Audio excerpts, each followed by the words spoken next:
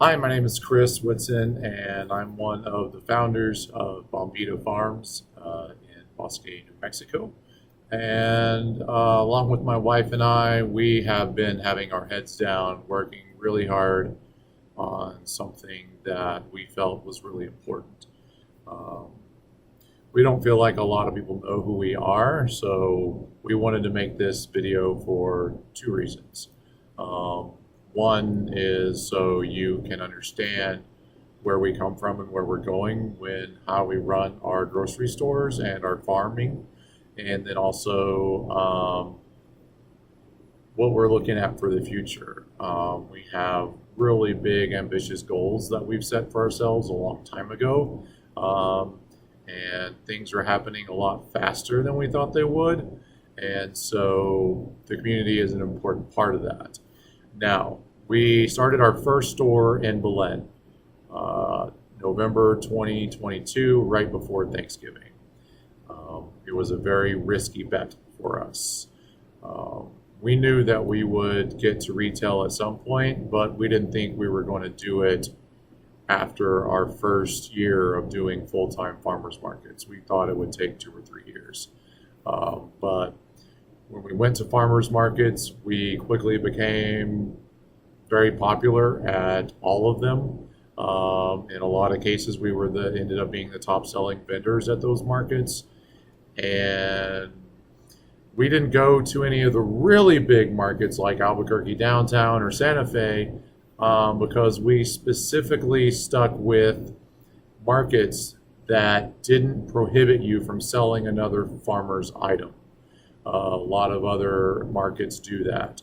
Other markets also try to control what you use in your product, how you package it, whether it's organic, whether you get this certification or that, if you use biodegradable packaging. So we specifically did not go to any of those markets that severely limit a producer or farmer that's just trying to get started. Farming is hard enough as it is, but to add all these extra rules and requirements and what you're allowed to do and not do is not economically viable. It makes it really hard for those just getting started to comply and keep up and wear the 3 or 4 minimum different hats that you're required to wear to not only make your own product, but then turn around and sell it and market it and price it and possibly package it. That's a lot to ask of 1 or 2 people. And so when we started going to markets, we ran into a lot of people who were smaller, just getting started, trying to figure it out, and getting frustrated at how hard it is.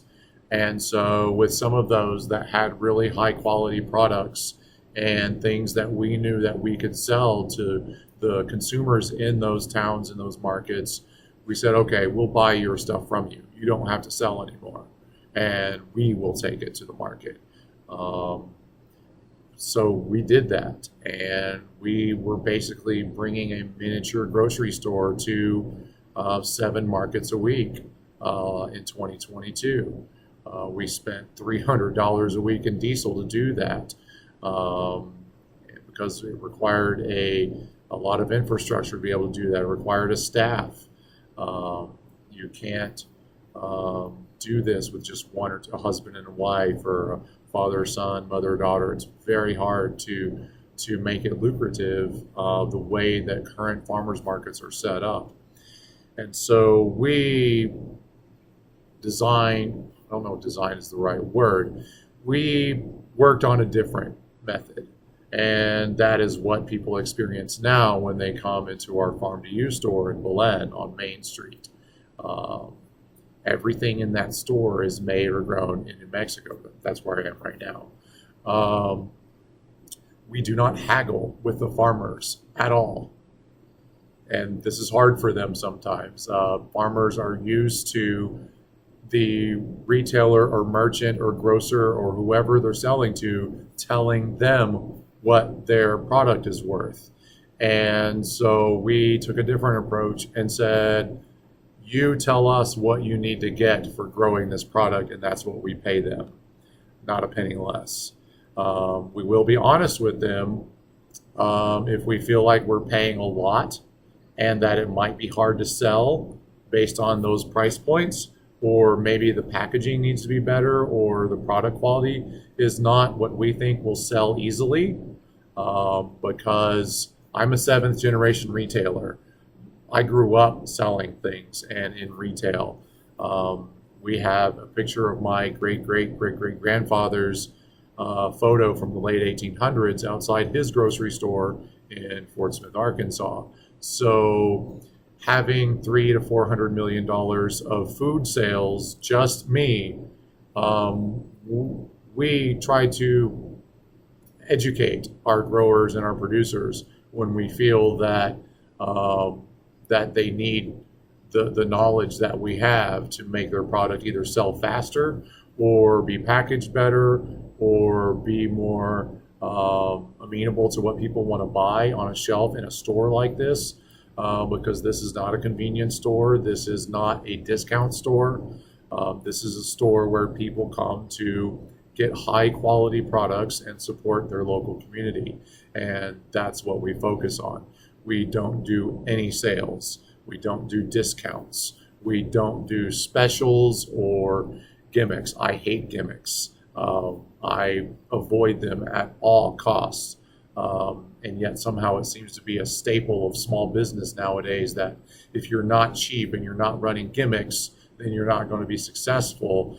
And, you know, we're proving that's not true. Now, not just anyone will be your customer. You've got to really think outside the box. But this is also not a rich person store. We have a lot of people that are lower income shopping here. We take SNAP and EBT. So we work with nonprofits on people with food access. So this is not just a place where people who have money to throw around are getting groceries. Normal, everyday people get their groceries here. And so now we are trying to expand. As good as we are, as much as we know about selling food, as much as I understand the actual psychology of what makes people purchase something, it's subliminal, it's psychological. People make purchasing decisions in milliseconds before they've even actually had time to think. And even with all of that knowledge, we will never make money or a comfortable living with one grocery store in a small town like Belen. It's almost physically impossible. We'd have to double the prices of what they already are. You know, most people don't realize Walmart makes 3 or 4% profit off of all the billions that they sell. And that they're big, but they have to be big. And so for us to be able to also make a comfortable living for the people that work here, we're up to 5 staff members now, we have to be bigger as well. So we're in the process of we're doing it, opening stores around the Albuquerque area. We already have people that drive up to 2 hours to come to this store. And so we know that there is 1 million people in a big circle that would love this. When we have people from Albuquerque in this store, they talk about how there's nothing like this in town and how putting a store like this there would do really, really, really well. And so now, us not being wealthy, we're working on that. And over the summer, we've been looking at banks. We looked at acquiring another grocery store. We were just going to purchase it and then slowly add some of our products to what they already had. They weren't doing local stuff, but that deal fell through. And we're, and over the summer talking with banks and lenders, the interest rates are so high right now. And we can afford it because we're sure of the success that we can have. And our ability to really execute on providing what the customers want in a store like this. But we also wanted to think outside the box with that as well. And so we found a company called Honeycomb that makes a online platform which allows anyone to invest with as little as $100 in a small business like ours. And a lot of people probably get scared of that word invest because they think they're buying stocks or something like that. And that's not what we're doing. We're doing what's called a debt fundraise, a public debt fundraise, where we're basically going to the general public and saying, we need you to loan us money and we will pay you back. And Honeycomb allows us to do that with the general public, and they manage the payments. We pay Honeycomb, and they disperse the funds to what's hopefully all of you that are watching this. And so that way, we're not paying insane interest rates to a bank, which I'm not really sure I know anyone who's just a huge raving fan of banks unless they happen to work at one. And even they will probably tell you that it's really hard to get loans and do things like that. And so we have banks that are still talking to us and want us to do loans with them, but we're doing this first so that people with as little as $100 can invest in their local grocery store. And they get paid interest and principal back instead of us paying a bank. And so that's what we're doing, because since we have our no haggle policy with the farmers and the farming community benefits from us, we also want the consumer side of the community to benefit from our success as well. And so this is the best way we know how to do that. We've already filed with the SEC. That campaign was launched just a couple of days ago. We've already had a few people contribute to that. It's not a donation. It's not like GoFundMe where you're just giving money to a cause. This is a real promissory note that you guys own fractions of and get paid back on. If we don't pay, you're legally allowed to come take liens against our stuff. That's just like a bank would. It's the exact thing as what would happen with a bank, except it's you guys and not the bank. So that's something that we felt was very important to be able to try. And Honeycomb has not done this in New Mexico. As far as we're aware, projects like this have not been done in New Mexico in the state. So we're very excited to do something different like this. Our store is different. People tell us all the time how different it is. And we're really interested in trying to think about raising money differently as well. Now, I'm sure that there's a lot of people who think, well, how is this benefiting my local community if you're building stores in Albuquerque? And that's a really easy question to answer. We're actually going to be pulling money from Albuquerque and bringing it to rural areas. So right now in Belen, we have this small grocery store, but it's a small town, and we cannot buy everything from the farmers right now because the store's not big enough. There's not enough people that live here to sell it all. It would go bad. So some of our farmers still have to go to markets every once in a while, or sell to other grocery stores, or have people coming to their house and selling to other vendors. We want to be able to make it even easier for them by being able to say, we'll take everything you grow, and then we manage the distribution. We manage getting it to where it needs to be. So if a farmer lives close to this store in Belen, they don't have to drop off in Albuquerque or Santa Fe. They drop off here because this is the closest place. And eventually we'll be able to pick up as well. We do that occasionally when we're not busy. So people that are growing things and want to sell with us drop off at their closest farm to use store, and we manage getting it to the right location, divvying it up. So if someone drops off 1,000 pounds of carrots, this Belen store could never move 1,000 pounds of carrots. They'd go bad before they did. But we could take 200 pounds, and then the 800 pounds go up to up north, and we take them to our other stores. And that way, we not only control our waste, but we also are able to provide more income to the farmers with basically a one-stop shop for selling, and then they can go back to farming and not worry about it. And if we can get to the point where we're picking up from them, they don't even need to leave the farm to get rid of the product. We'll swing by, pick it up, and distribute it to the farms. It's something that we're very good at, having run huge multi-million-dollar food service companies.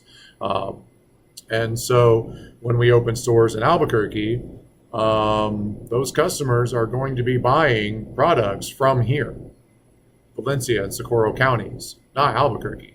There are a decent amount of farms in Albuquerque, but there's not a lot.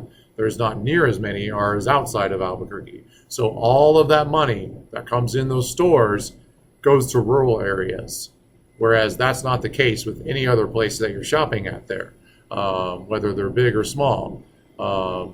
So this is something that we feel will drive hundreds of thousands of dollars to local small rural communities by being able to take those products and present them there and get a good price for them, and then that money just comes in and we buy more things from the local farming and making community.